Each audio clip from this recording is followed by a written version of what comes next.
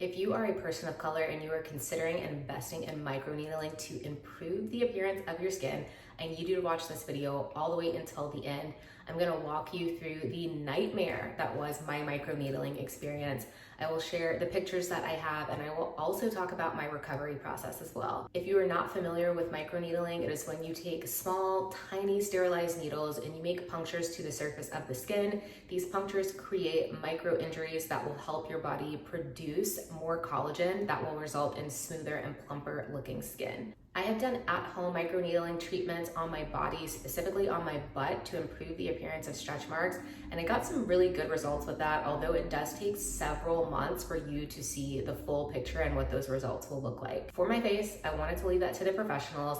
I had a friend that is a very similar skin tone to me that had successfully completed several microneedling treatments at a local med spa, a place that is quite reputable and somewhere that I had been going for several months at that point in time to get routine facials. So why did I want to do microneedling? I have always felt that I have very visible pores, specifically around my cheeks, and microneedling is known to reduce the appearance of pores because that increased collagen production, again, gives you plumper skin, makes those pores look smaller. The med spa that I was going to, they offered PRP microneedling.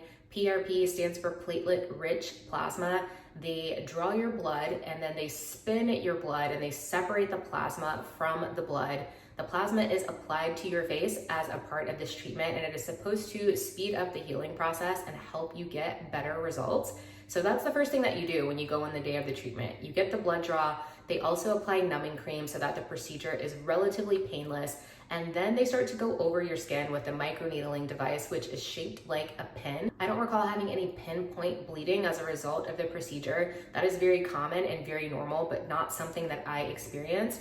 I was, however, very, very red for the first 24 hours, and I will insert a photo of what my face looked like at that time. It very much just looked like I had a sunburn for that first day or so. The next day, the breakouts started. I recently showed these photos to my current dermatologist, and she said that this is not a normal reaction from microneedling, and it is likely a result of my skin not having a great reaction to the serum that was used during the treatment.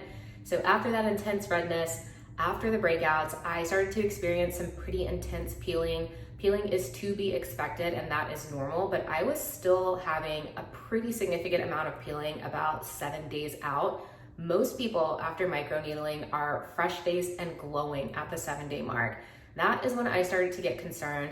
I called the med spa, I shared the photos with them of what my face was looking like 1 week out, and the esthetician that did my procedure acknowledged that this was not a normal result for a week out, and she did not recommend that I continue with this course of treatment. In addition to that peeling, I was having a lot of dark spots that were surfacing all over my face, but particularly in the lower part of my face, kind of along the jawline. It is a known risk that some people with darker skin tones can experience adverse effects from microneedling, and I just so happen to be one of them. Again, I have a friend with a similar skin tone that successfully completed several of these treatments. Her skin looked great, and that is just a reminder to me and to all of us that everything is not for everyone. So I'm left with this inflamed and compromised skin as a result of this treatment, and I am pretty distraught because this was a completely elective procedure that I chose to do on my own.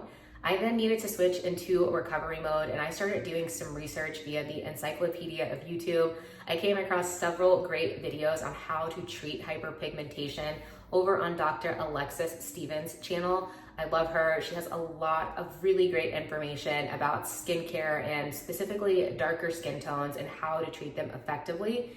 There were 2 products that she recommended that treat all of the different biological and chemical pathways that contribute to hyperpigmentation. I chose to go with the brightener from Anti-Age because Suspera is known to have a very strong and unpleasant smell, and I just did not want to deal with that. I will leave a link to Dr. Stevens' video down below, and I will also leave a link to how I treat hyperpigmentation using this serum in combination with silicone scar sheets for faster results. I used this serum daily, and it took about 2 to 3 months for my skin to be completely clear again, so this was not an overnight fix by any means, and I also just had to stay on top of my sun protection because that helps speed up your hyperpigmentation recovery a lot as well. The moral of the story here is that this type of treatment is not for everyone, and you just need to do your research, go to the best providers in your area, and still understand that there's always going to be risk involved with some of these more moderately invasive procedures.